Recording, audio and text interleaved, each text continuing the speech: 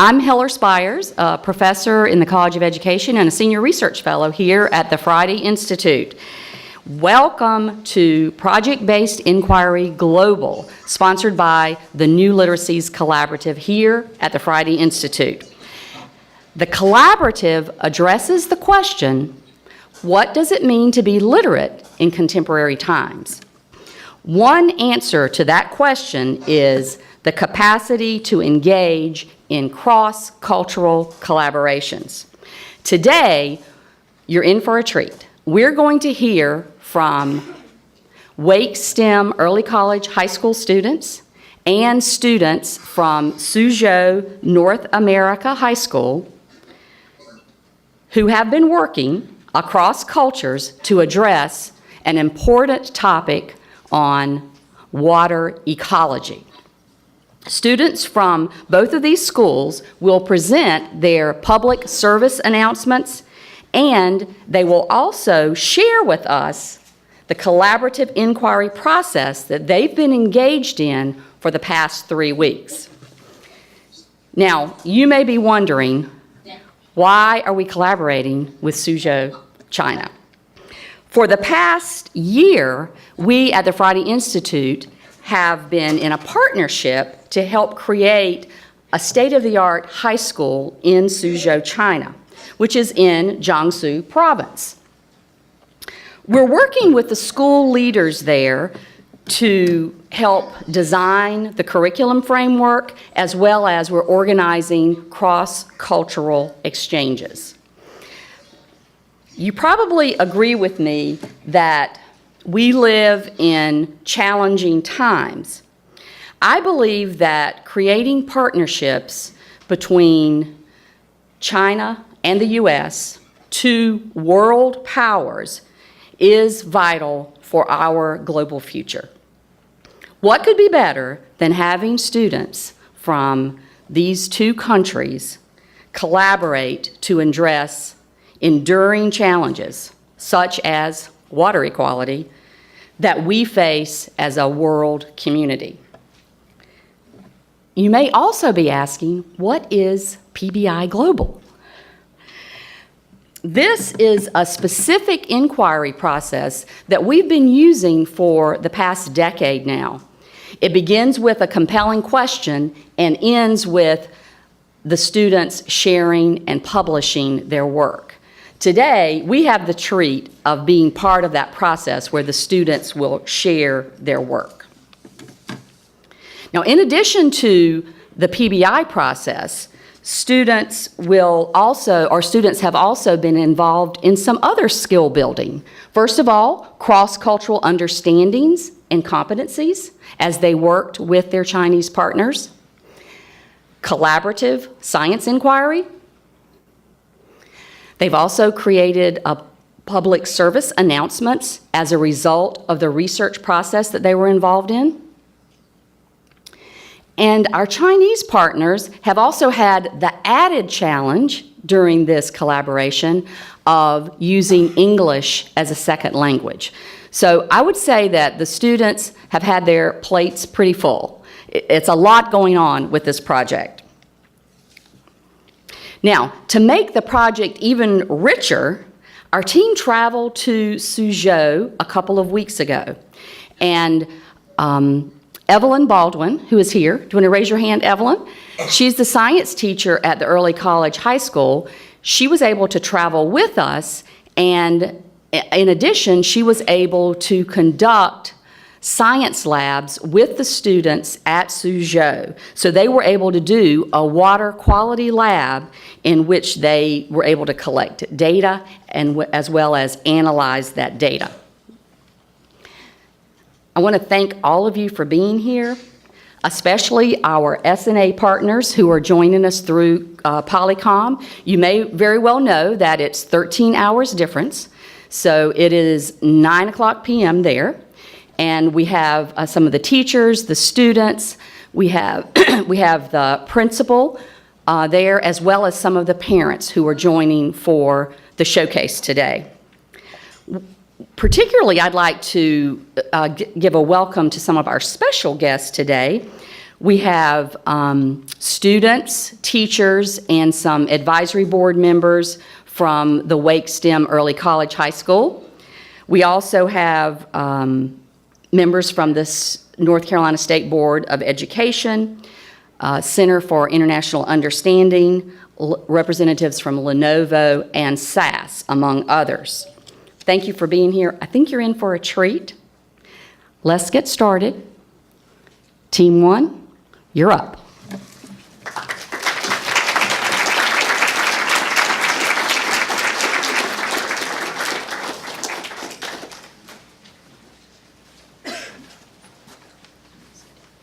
Good morning, ladies and gentlemen.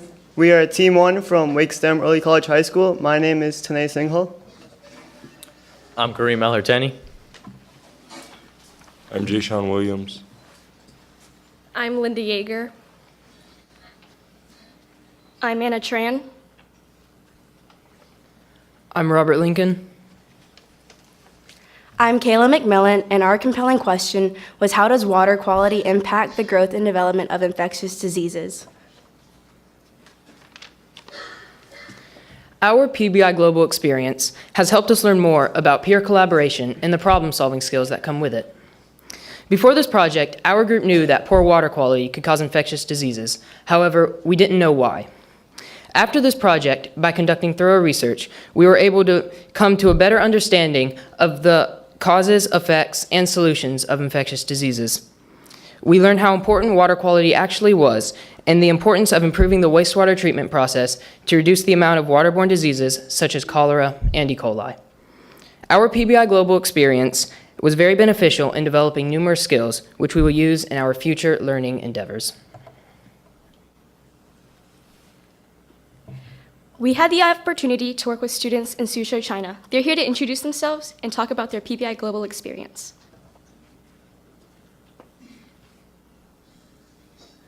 Hi, I'm Vivian.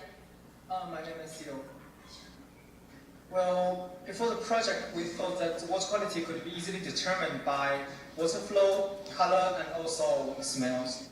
After our PBI Global experience, we realized that water quality cannot be judged just by the smell and look.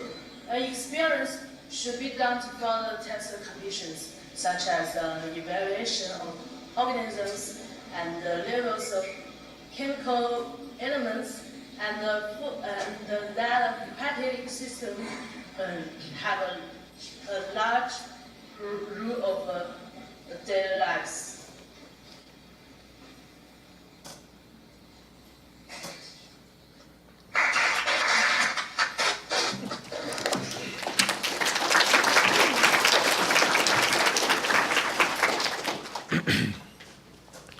Our public service announcement explains how the condition of water can affect the development of infectious diseases in Raleigh, North Carolina, and Suzhou, China. It helps spread awareness on the issues of water quality and diseases that people can contract from the polluted water. Please enjoy our PSA.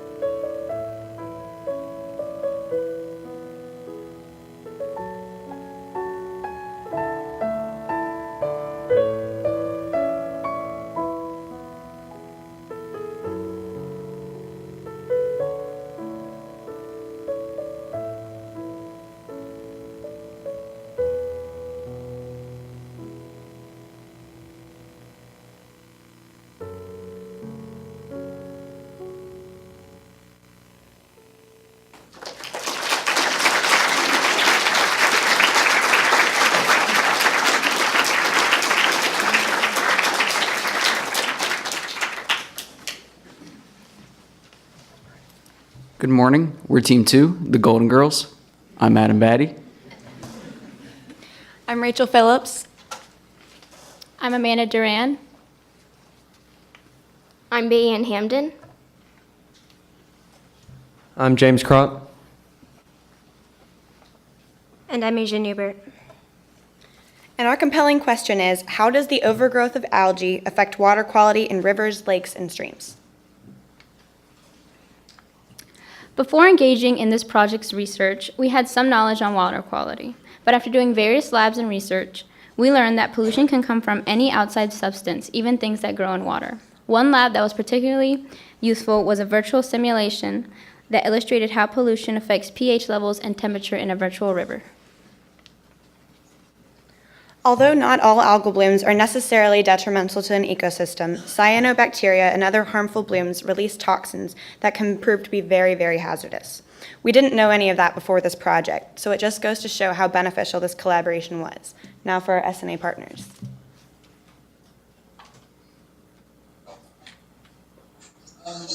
James. Golden Girls, we have Jeff, Gary, Wendy, and me, James. And in the labs, we learn how to separate and evaluate the organism in an environment and how this can help us to determine the quality of an ecosystem. For example, there are many snails living in a pond with shells open to the right. It means that the pond is a healthy pond, even if it doesn't look very clean. Please enjoy our public service announcement on how algae growth relates to and affects water quality in lakes and rivers.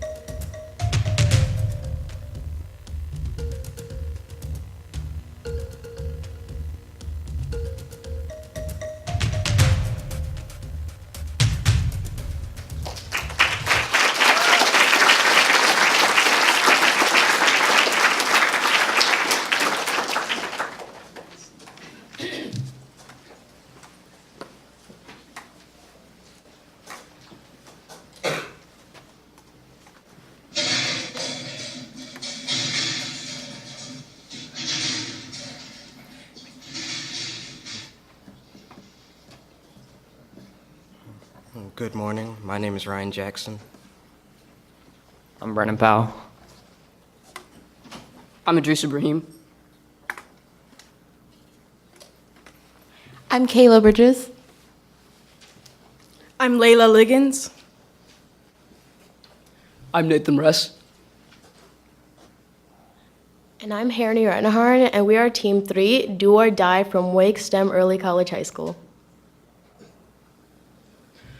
Our group's compelling question was, how do urban areas affect water quality in surrounding ecosystems? During our research process, we learned about the variety of sources of water pollution and the harmful effects it has on both water ecosystems and humans alike. We learned that it is possible for us, everyday citizens, to make a change in our water quality and improve it for the better. We can do this in our communities by refraining from dumping any waste or chemicals down storm drains, reducing fertilizer and pesticide use, and being mindful of our pets' waste. This project was an amazing experience. We learned how our partners in China's personalities are similar to ours in many ways. We used a variety of resources to communicate with our partners in China and each other. We enjoyed having their input and perspective on water quality in Suzhou, China, and North Carolina. Now let's hear more from our partners at SNA.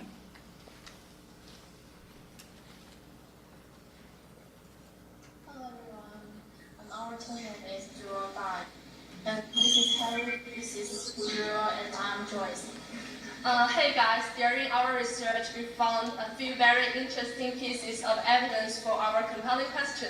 Learning information on both the presence of blue-green algae blooms in Suzhou and illegal discharge added chemical pollution in the rivers for sake of saving money was enlightening and struck us hard in that these events are so close to us, our daily lives, and negatively affected so many organisms, including the people who live in these areas. Please enjoy our public service announcement on how growing urban areas affect the water quality in surrounding ecosystem.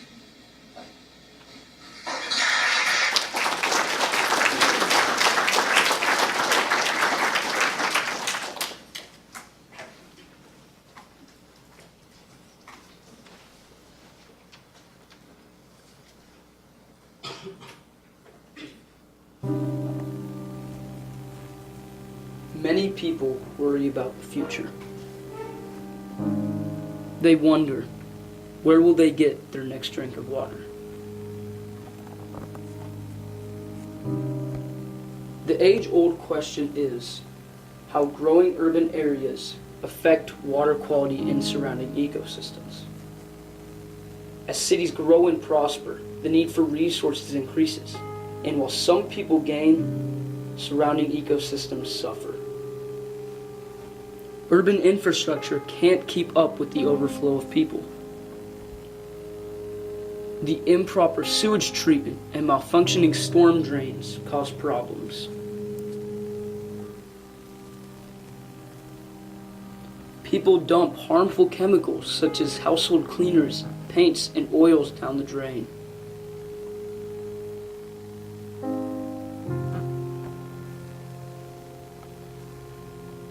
Aquatic plants and animals die.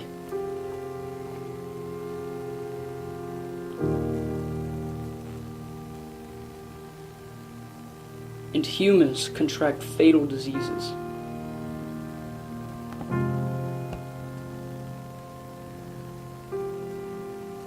Industrial and residential waste is to blame for all of our problems. Runoff nutrients and waste flows into our water sources, causing algal blooms to choke out all life and fecal coliform to become more prevalent.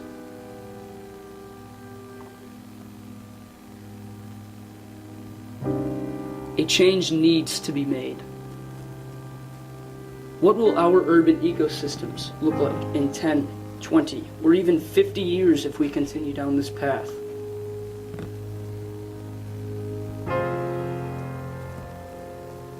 People need to stop using storm drains as a waste disposal. Industries need to take appropriate measures to clean and filter used water. Change can only be made if we put up the effort. Dispose of your waste properly. Reduce lawn chemicals and lawnmower use to cut down on algal blooms. Our water is worth it. What can you do to ensure our future?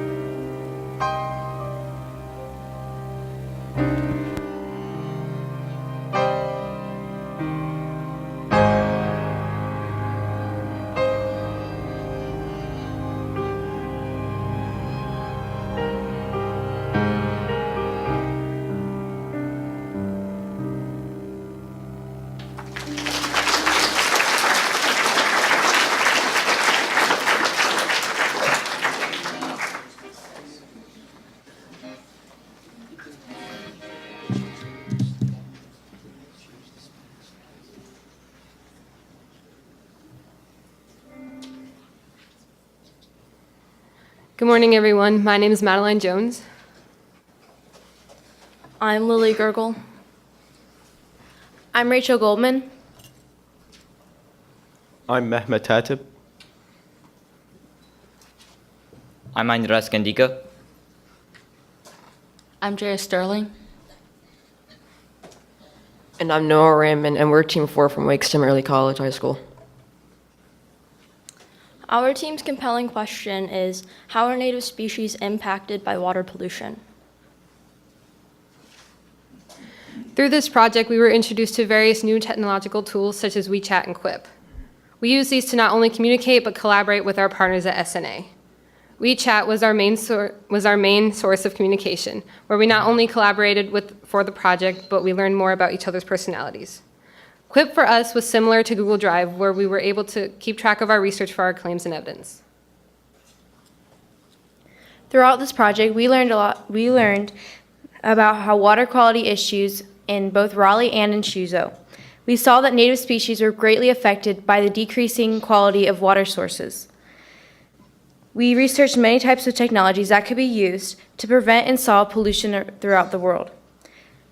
We have learned how it is important to protect our waterways and the native species that live within it.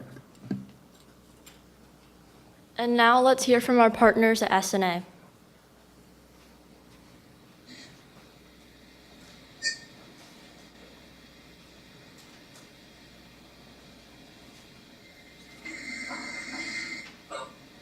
This is Ida and this is Andy. To talk about our favorite tech tool, WeChat was our favorite tech tool because it was really helpful in facilitating our cooperation between us and our partner in STEM, Wake STEM, especially the function called walkie-talkie. It allows us to talk with them in real time, just like face-to-face, and it was really wonderful. Please enjoy our public service announcement on how native species are impacted by water pollution. Thank you.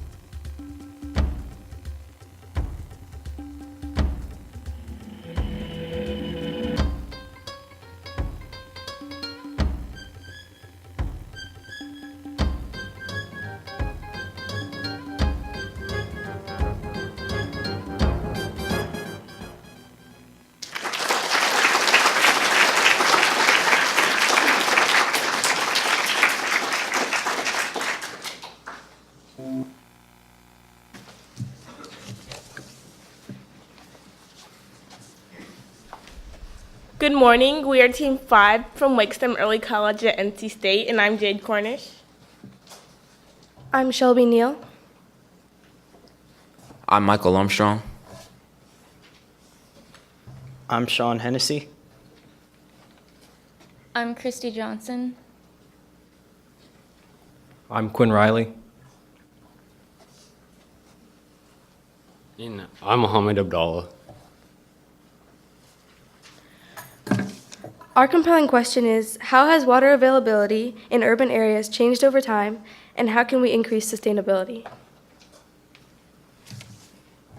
Before this project, we knew that urban areas could drastically affect water quality and availability, but we didn't know how or why. As we collaborated with our SNA partners, we realized that working internationally with students would be very challenging at times, but with commitment and perseverance, we overcame these difficulties. We had to be dedicated to completing this project all the way through. The communication aspect of this project is what was crucial in our group. Since there's a 13-hour time difference between the SNA students and us, it was very difficult to communicate with them. WeChat and Quip was very useful in helping us communicate because it allowed us to easily talk with the SNA students when they were in their night study classes. Now, let's hear a word from our SNA partners.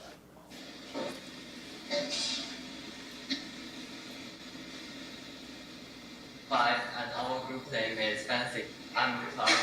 I'm Nicole. I'm Peter. This is our motto on water in urban cities. Please enjoy our public service announcement.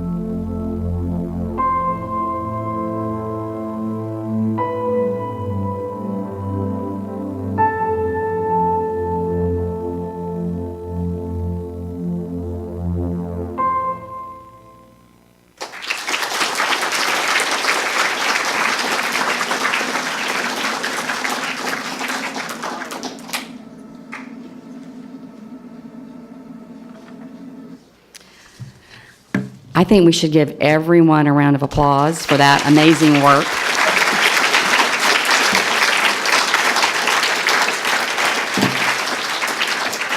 We have a few minutes to take some questions from our team members, so we're going to take some questions from the audience. So I'm going to ask one member from each team to join me here at the podium. Just come around the podium, and then I think Marie and Aaron are going to go out and take some questions from the audience.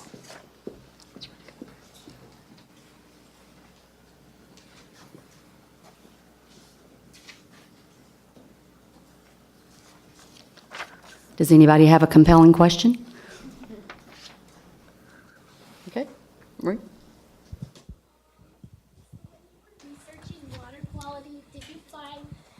Did you find any correlations between how we have changed the water regulations in both North Carolina and Suzhou, China? Have you seen a decrease in pollutants in water?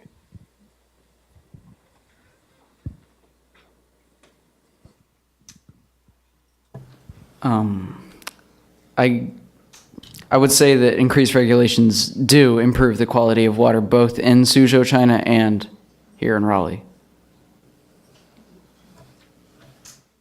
I think the question was, have you seen a decrease?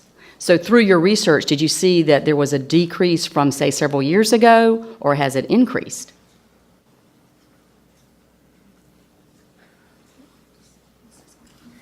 Well, I think that part of this project was thinking about new technologies and researching the technologies that we have used.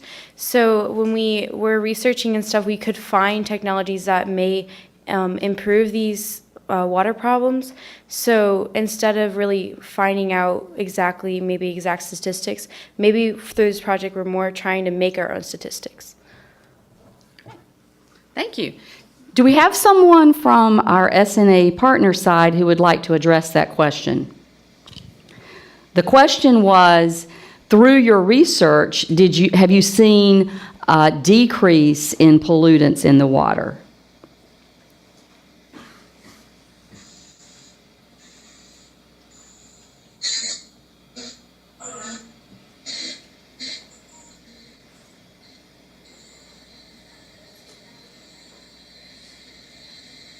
Can they hear it?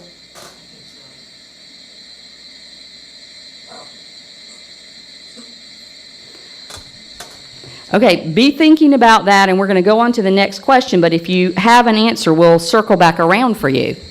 Okay, another question from our audience.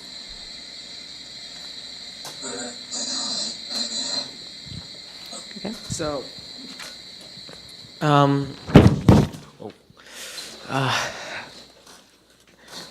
for the species, were there any specific species that were affected the most or the least in your research? Well, there is a lot of different types of species. So there were certain types of like fish and algae and other. I actually found, when I was doing research, I found an app that had a bunch of species that were endangered. So there was a lot of species. There's a lot more than I expected. But I think that really through this project, I saw a big difference of like the different types of species, both plants and animals, that were being affected by water pollution. I think we had a question over here. How committed do you think global leaders are to helping or bring this to attention and making change?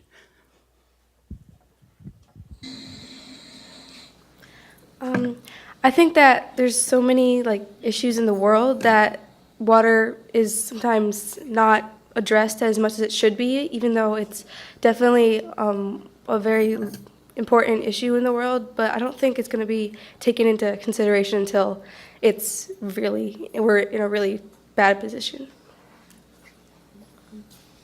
I don't really think that it's a major priority to the world leaders right now because of, like Shelby said, the many challenges that we're already having. But I feel like it really should be, considering we live off of water and food, and it's important to us. And I also think that from this project and stuff with the research that we did, it's hard to try to convince people to want to start doing this, because right now it might not be as big as an issue, but if we wait the last minute to start taking an initiative to try and solve this water quality problem, then it's going to be too late. One more question. Anyone?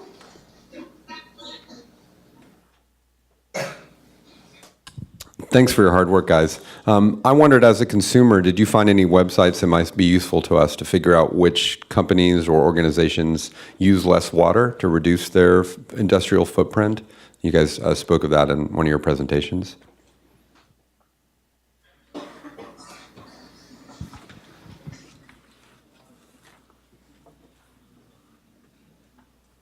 I don't know specifically companies that do that, but I'm sure that on their website they'll have it written really large because it's definitely an important part of the company. So I'd say that they'd have it written on the website, but there's a lot of companies that are finding now that it's more cost effective for their company to put the water back in, and that's what more companies are trying to do now.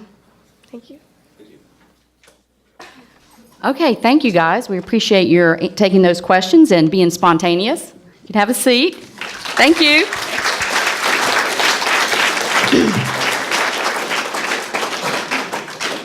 Now we're going to go to our SNA partners, and we're happy to have Principal Sue and Miss Amari Colon to share their insights from the partnership.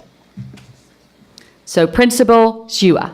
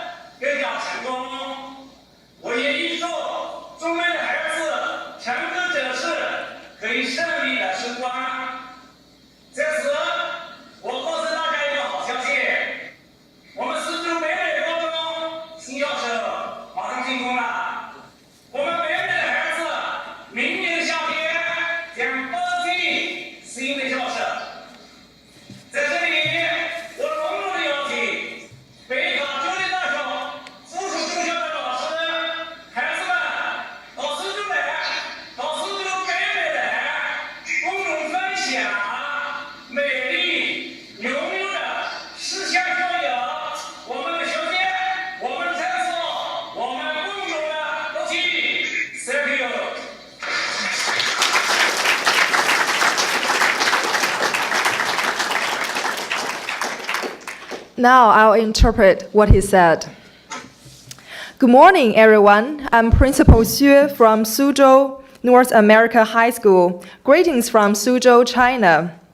This PBI project has successfully built a bridge for Chinese and American cross-cultural communication. It also let students from different cultures learn from each other and collaborate to investigate societal issues together. This framework has aroused students' interest in learning and cultivated creativity and critical thinking skills in our students. Moreover, students learn how to navigate the internet to conduct inquiry to further their own understanding in related disciplines. This learning process has a far-reaching influence on students' future academic performances. I hope this multi-dimensional cooperation continues and grows deeper. Congratulations to the students who participated in the successful PBI Showcase. I would also like to share a piece of good news with you all. Suzhou North America High School will have its new campus soon. All of our teachers and students will move to the new campus by next summer. I would like to invite the teachers and students from Wake STEM Early College High School to visit our school so that we may learn together on our state-of-the-art campus. Thank you.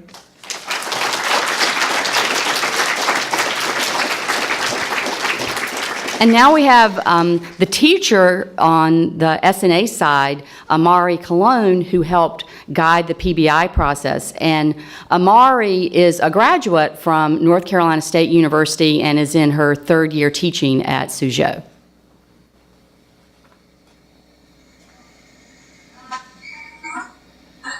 I'm the biology teacher here at SNA. This is my second time working on PBI with the kids, and it has been really a rewarding and interesting experience.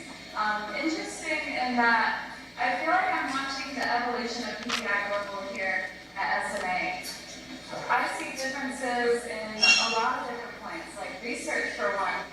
This year I feel was more intense, more challenging, and pushed our students a little bit further than what they used to. In addition to WeChat and Wikispaces, we use Quip so our students can simultaneously work on their projects, and I felt like it was much more efficient.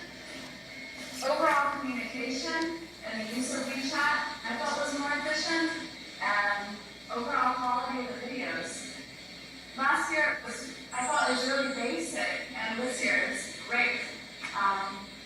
So while it was a good experience last year, this year it's just a whole new level of awesome, and we have to thank it all to you guys over at Wake STEM Early College High School and CSU. Thank you, Amari. We appreciate all of the hard work that you've put into making this partnership work. Thank you so much. And now we're going to hear from the Early College High School team, David, Evelyn, and Stephanie.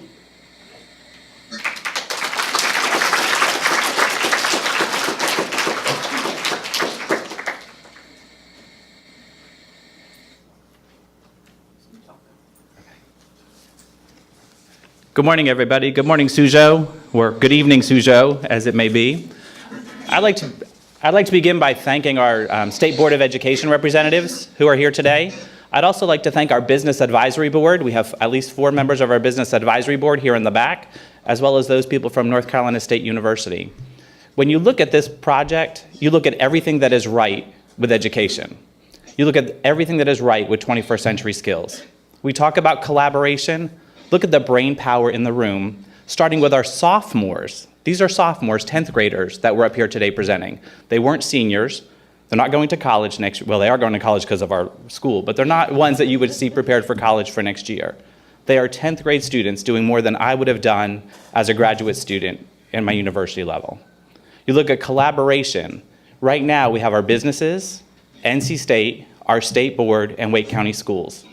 That's a brain power full of collaboration to make everything right with education. Add to that what's going on across the seas, and you add another layer of collaboration and everything right with education. We talk about the 4 C's. Collaboration, the big one we just discussed. You look at communication. Do you know what Quip is? Do you know what WeChat is? I didn't. Most of us don't. All these students do. They know how to communicate across cultures and across the seas because of everything that's right. Creativity. You saw the PSAs. PSAs that would take me weeks to make. Our students researched and made the PSAs that were creative. You want critical thinking skills? Look at how they analyze the research and put it into PSA. 21st century skills, the 4 C's of education, everything that is right with our system and where we're headed. Thanks to you, board members, thanks to business advisory members, thanks to students, thanks to wonderful teachers, thanks to our collaboration across the C's. Thank you for doing what is right for our students, our future, and education for today.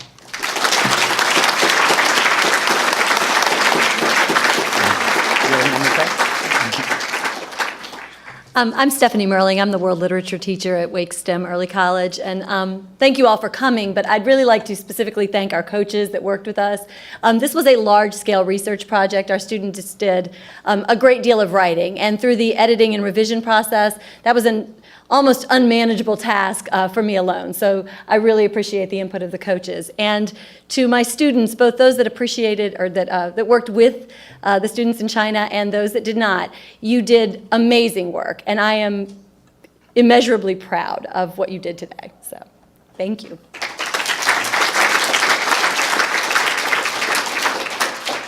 I had the wonderful opportunity to be able to work with these children every day as their science teacher, but also, as you saw earlier, got to go to Suzhou and conduct a lab with the students there for the project. And it was a rewarding experience, and I grew as an educator, and I hope that the children grew as students. And that research was through everybody's public service announcement, so I felt like it was well worth the trip. I hope I make sense. I haven't been feeling very well lately. But it was all rewarding. Thanks again to the coaches and the PBI Global experts and all the students. Y'all did a great job. I'm very proud.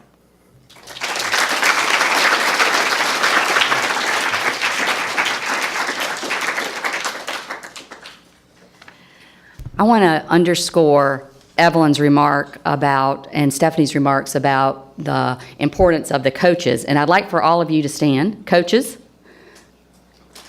let's give them a round of applause.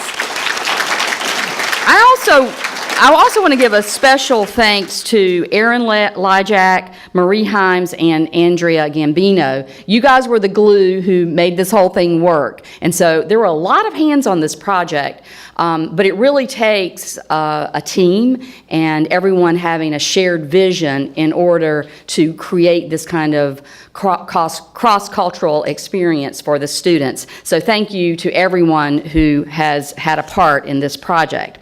And now we're thrilled that William Kobe, chair of the North Carolina State Board of Education, is going to give us our final remarks. Thank you for being here.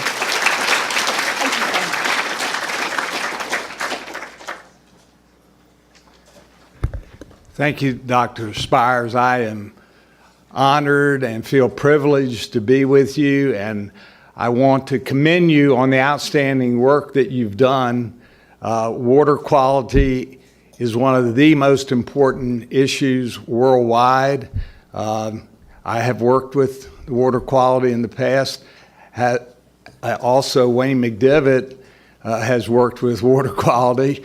But I want to say that we have 2 senior members of the State Board of Education, and they have been providing leadership in the area of global education for years. I want to recognize them, Tricia Willoughby, and of course, Mr. Wayne McDivitt, who heads up what we call the Special Committee on Global Education. So we are very much interested in collaboration, strategic partnerships, because this is the future of the world, and you are the future, not us. So we are extremely encouraged to be here and see what you're doing to move collaboration and worldwide partnerships forward. We have a strategic plan at the State Board of Education. In fact, we developed it about 2.5 years ago, or updated it. And just to show you how serious we are about what you are doing, the strategic plan starts off with a vision statement. And the vision statement reads like this, that every public school student will graduate ready for post-secondary education and work, prepared to be a globally engaged and productive citizen. In closing, I would like to encourage you to travel too, internationally. I didn't as a young man, I did as an older man, and it changed my perspective, and I believe that's what's happening to you. Your perspective is being changed, and as your principal said, you are so far ahead of my generation in engaging the world. I just want to encourage you, keep it up. Keep going forward. Learn as much as you can. Be a lifelong learner. You are going to be able to make a difference. I know that. I'm very, very optimistic about the future of our country and the future of our world with your leadership. You are the future leaders. So thank you for having me here. I really appreciate an opportunity to participate, and thanks to all our friends in China.